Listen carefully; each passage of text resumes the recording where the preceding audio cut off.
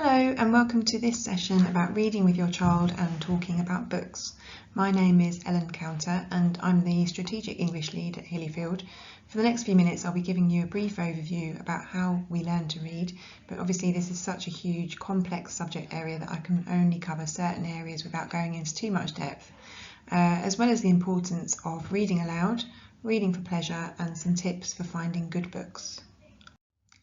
So here are the main aims for this session. As I've just mentioned, I think the crucial thing to take away from this is how important it is to keep reading with your child at home every day and to listen to them read whenever you can.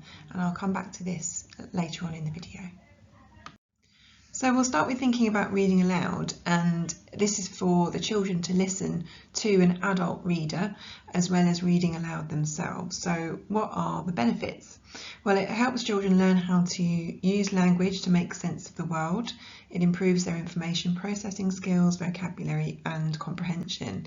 It helps to improve diction and expression, which transfers into our speaking and writing. It improves visual memory and the ability to see images in the mind.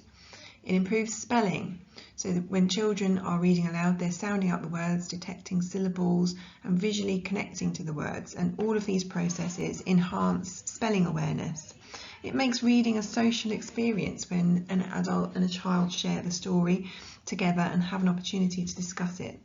And it allows the adult to gauge effectively where the child is with their reading when we're listening to children read and what their challenges may be. The crucial question here then is, how do children learn to read?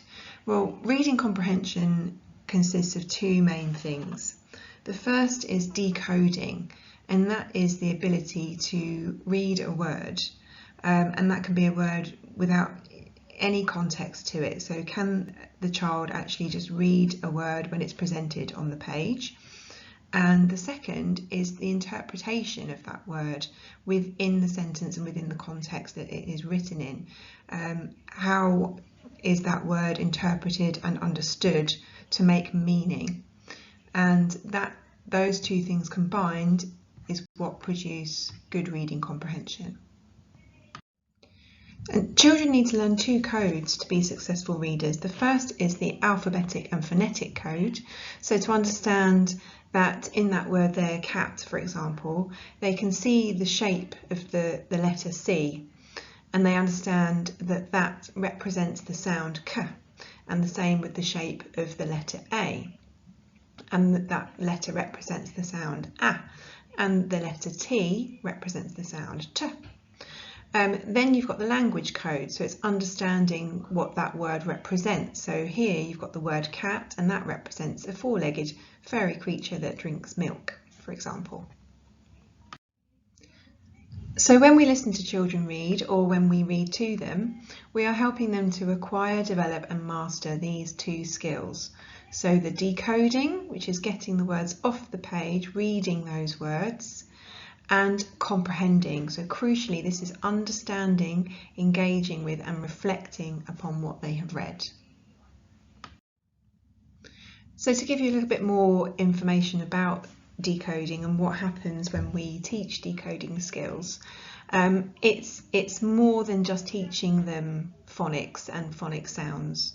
There are lots of strategies that we use to help children to decode the words. So for example, using clues from the picture, chunking the words, so looking for smaller words inside a bigger word. And you can see an example there in teacher where you've got the each inside with the t and the at the beginning and end of the word. Breaking words down into syllables, so for example the word enjoyable, thinking about the different syllables that comprise a word. Thinking about words that rhyme, so recognising that, for example, the word found reminds us of the word sound.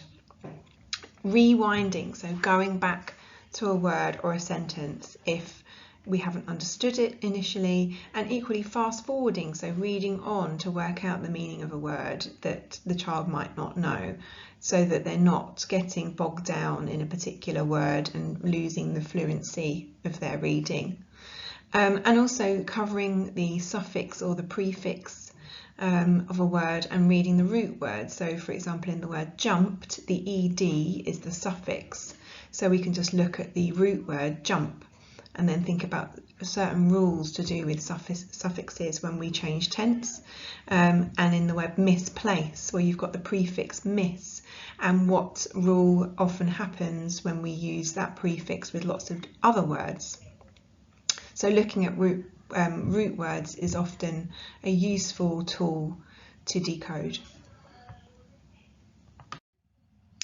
So at Hillyfield, we plan and teach lessons thinking about the key skills which underpin comprehension, which is of course the other side of the coin when it comes to being a good reader. So we've been thinking about decoding, and now we're thinking about language comprehension. We use what are referred to as VIPERS, which is an acronym for comprehension skills. So we have vocabulary, inference, prediction, explanation, retrieval, and summarising. Now, if you'd like to find out more about these skills, if you'd like to pause the video, you could then use the link that's there on the screen now and input that into your internet search and find out more in terms of the kinds of questioning that we use to develop these skills. But I just wanted to say that we teach these skills very much as though they are interconnected, because this is how we read. We don't read with these skills in isolation, but at the same time we teach children to recognise when they are using certain comprehension skills in order to get complete meaning and understanding from the text they are reading. So when we ask children to read to us, this is what we try to do.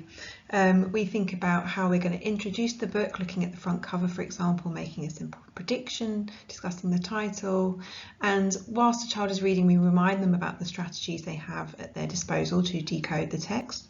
We are always supportive and interested and ask questions about what they're enjoying about the book they're reading. We help children to make connections and signpost their understanding, and we check their comprehension as they read through the book at carefully planned times, and ask questions about what they have read in order to make connections to their own lives and to the world and to other books that they have read. And crucially, we try not to do the things that are listed there on the screen. So we try not to tell the children the word if they're struggling on a particular word before they've tried to decode it themselves using suggested strategies, and we try not to correct every single mistake. If what they're reading makes sense and they are understanding and comprehending what they're reading, we don't want to slow down their pace or fluency too much. So at Hillyfield, we ensure that there is a very good reading for pleasure diet for the children. We read aloud to the children daily. We ensure that there is time for their independent reading to happen. We have accessible reading corners in classrooms and in the school library. The books that we have at school represent the diversity of the school community and the wider society. I think importantly, we allow children to change their book if they're not enjoying it, but we do encourage the children to stick with a book and persevere with it as much as possible. We encourage children to choose books regardless of its difficulty, alongside ensuring, of course, that they are reading a book that is appropriate challenge for them. We also want to make sure that children are free to choose books that they are interested in themselves.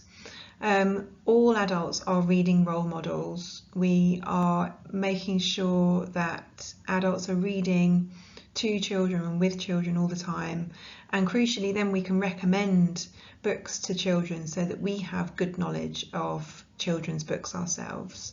And there's a range of quality non-fiction text so that children are able to make those choices and switch between fiction and non-fiction and have those conversations about those books and the topics that interest them. So what can you do at home to support your child? So crucially, read together. Read to your child and listen to your child read. and make this a daily thing. Try to read for at least 10 minutes a day, longer for older children, and make it part of your routine. So for example, your child has a bath and then read a book before bed. And I think it's important to note that even when your child can read independently, keep this going. Continue to read to your child for as long as they're happy for that to happen.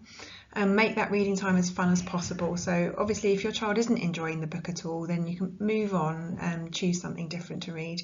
And rereading books is a really valid use of time. Having that repetition of reading and rereading is a really good opportunity for your child to master that book, to retell, to enjoy filling in the gaps where you stop reading and they can fill in parts of a sentence or a word. And let your child see you as a reader, so try to read books regularly at home yourself. And the box there on the screen is some examples of book talk, so using open questions about the book where there are really no right or wrong answers. So you could just ask your child, say, well, tell me about the book. What do you notice in this picture? Is there anything you like about it, or why not? Is there anything you dislike? Does it remind you of anything? Does anything puzzle you? And maybe before you read, you can talk about what kind of story do you think it will be and what would they like to find out about it. So we can think about now how we could find some good books. I've got some examples of blogs there, but again, if you want to, you can pause the video and put the blogs into your internet search.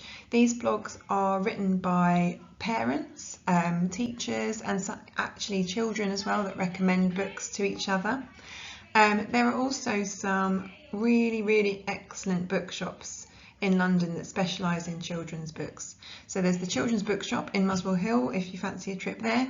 There's the Letterbox Library in Stratford, and there's also Pickled Pepper Books in Crouch End, all really good bookshops that are worth browsing.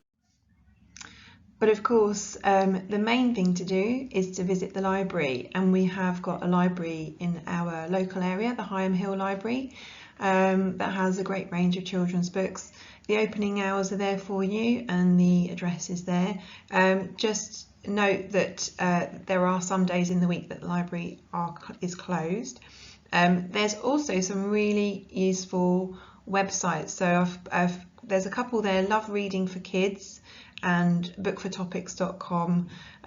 Love Reading for Kids, you can actually sign up for a newsletter that will email you each month with new releases, reviews, and Books for Topics is really useful for finding books if your child has a particular interest in an area. You can type it into there and there is a range of really good quality non-fiction and fiction books that it will suggest for you. There's also a couple of things that you could search for. So the two things in blue near the bottom where it says BBC Top Tips to support your child's reading at home. Again, you might want to pause the video, put that into your search engine. And also Book Trust booklets, reading with your child. They are a huge range of booklets available in different languages. So again, a really useful thing to look for on the internet. And that's all. Thank you very much for watching. I hope you found the video useful.